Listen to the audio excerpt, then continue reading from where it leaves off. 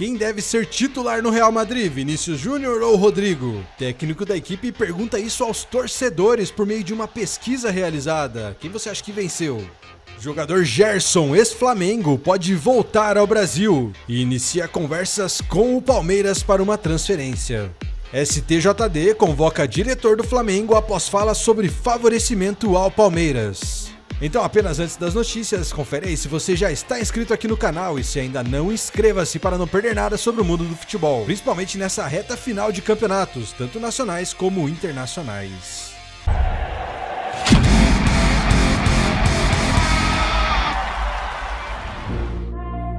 Bom, vamos começar esse vídeo já com uma pergunta difícil aí pra você que está assistindo. Me diz aí, Vinícius Júnior ou Rodrigo? Qual é o melhor jogador atualmente? Qual deve ser o titular do Real Madrid? Bom, esse problema aí é um problema que toda a equipe gostaria de ter, né? Quais jogadores escolher? Dois jogadores de alto nível como eles. E essa disputa pela ponta esquerda do Real entre Vinícius Júnior e Rodrigo ganhou um novo capítulo, já que o jornal espanhol Marca realizou uma votação entre os torcedores para saber quem deve ser o titular nessa posição. Dos quase 40 mil participantes da votação, 67% escolheram Vinícius Júnior, enquanto 33% optaram por Rodrigo. Essa votação foi promovida a pedido do técnico Xabi Alonso, que incluiu Rodrigo na equipe titular em partidas recentes contra o Oviedo pela La Liga e o Olympique de Marseille pela Champions League. E segundo a publicação, a escolha dos torcedores reflete principalmente o alto rendimento de Vini Júnior nessa temporada. Tanto que no jogo contra o Oviedo, a saída de Vinícius resultou em gol e assistência decisivos. Enquanto na partida contra o Olympique de Marseille, Rodrigo teve uma atuação mais discreta, apesar de forçar um pênalti no primeiro gol do Real. Com a mesma coisa acontecendo com Vinícius Júnior no segundo pênalti da partida. E os números ajudam a explicar a diferença aí nos resultados. Vinícius Júnior soma 5 gols e 4 assistências nas primeiras 10 partidas da temporada. Desempenho ofensivo só superado por Mbappé. Já Rodrigo registrou apenas 2 assistências, ambas na mesma partida da Champions League contra o Kairat Almaty, que foi seu melhor desempenho até aqui. E até o momento, Vinícius Júnior e Rodrigo não iniciaram nenhuma partida juntos nessa temporada, evidenciando esse rodízio promovido pelo novo treinador. Lembrando que Vinícius vinha sendo titular absoluto sob o comando de Carlo Ancelotti nas últimas temporadas, enquanto Rodrigo atuava em outras funções ofensivas. Vamos ver como tudo vai se desenrolar daqui pra frente, mas a probabilidade é que Vinícius Júnior continue ali na titularidade do Real Madrid. Então me diz aí, pensando agora na seleção brasileira, acha que o técnico Carlo Ancelotti deve escolher um ou outro, ou você acha que não, dá pra colocar os dois para jogar no Brasil? Na segunda notícia, vamos falar sobre uma negociação que está em andamento, que envolve o Palmeiras, que de acordo com informações está em conversas iniciais para tentar a contratação do jogador Gerson, ex-Flamengo e atualmente no Zenit da Rússia. Gerson, que tem 28 anos, deixou o Flamengo após a disputa do Mundial de Clubes, onde somou 28 partidas, 2 gols e 4 assistências no primeiro semestre de 2025. E desde que chegou ao Zenit, o meia jogou 6 partidas, ainda sem gols ou assistências.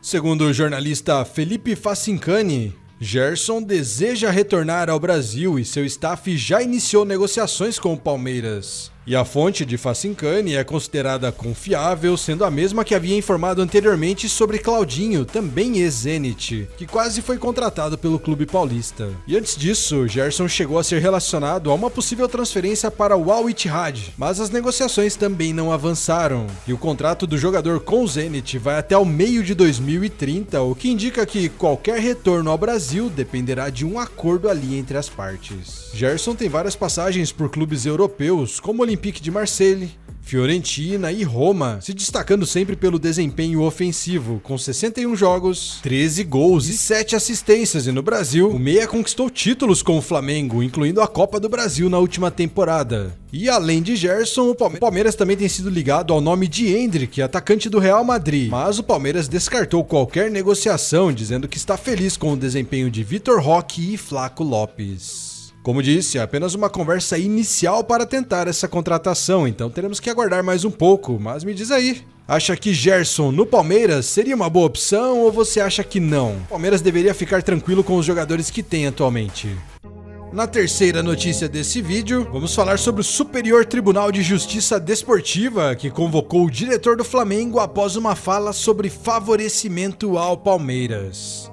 De acordo com as informações, o STJD vai convocar o diretor técnico do Flamengo, José Botto, para prestar esclarecimentos após declarações sobre um suposto favorecimento ao Palmeiras na 27ª rodada do Campeonato Brasileiro. De acordo com informações da ESPN, o dirigente será ouvido pelo tribunal depois de afirmar à imprensa que o que acontece em outros campos deixa suspeitas. A fala ocorreu logo após a derrota do Flamengo para o Bahia, quando Botto comentou sobre erros de arbitragem e polêmicas envolvendo o jogo entre Palmeiras e São Paulo. E o caso chega em meio a outros episódios recentes de dirigentes punidos por declarações semelhantes, com o empresário John Textor, dono da SAF do Botafogo, que precisou pagar multa de 1 milhão ao STJD para encerrar um processo por acusações de manipulação no futebol brasileiro.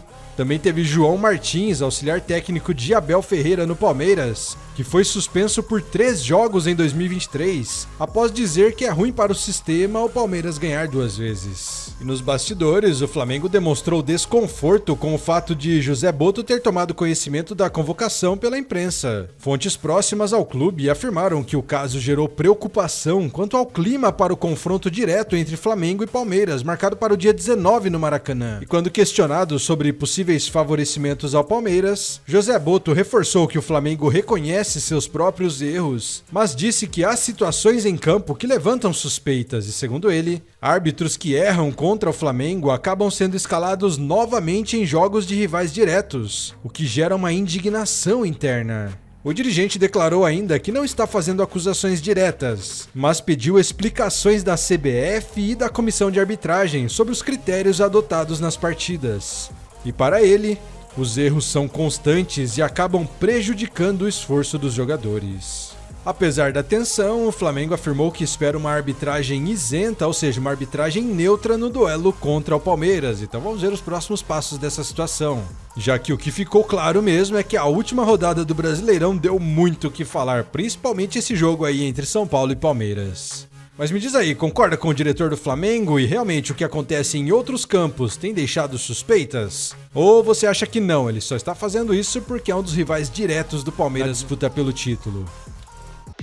E finalizando esse vídeo resumo, vamos falar sobre os jogos de hoje, quem entra em campo e onde assistir. Já que essa quarta-feira, 8 de outubro, promete ser cheia de emoção para os fãs do futebol, com jogos na Série A e Série B do Campeonato Brasileiro, com algumas partidas decisivas e transmissão ao vivo em diferentes plataformas. E indo à Série A do Brasileiro, teremos 2 jogos que prometem agitar essa quarta. Primeiro, o Atlético Mineiro e Sport às 19 horas, com a transmissão sendo do Premier, com o Galo buscando se recuperar após tropeços recentes, enquanto o Sport tenta surpreender fora de casa para seguir vivo na briga contra o rebaixamento. Logo depois, às 21 horas, o Mirassol recebe o Fluminense, também com exibição exclusiva no Premier. E o time paulista luta por uma vaga no G6, enquanto o tricolor carioca tenta manter o embalo após vitória na rodada passada. Então, ao todo, 6 partidas aí envolvendo clubes de ponta e jogos decisivos nessa reta final das competições nacionais. Então me conte aí nos comentários quais são as suas apostas para os jogos de hoje. E para você, como está aí o Campeonato Brasileiro, tanto Série A como Série B? Quem você acha que serão os campeões, os rebaixados e os promovidos? Converse com a gente aqui nos comentários.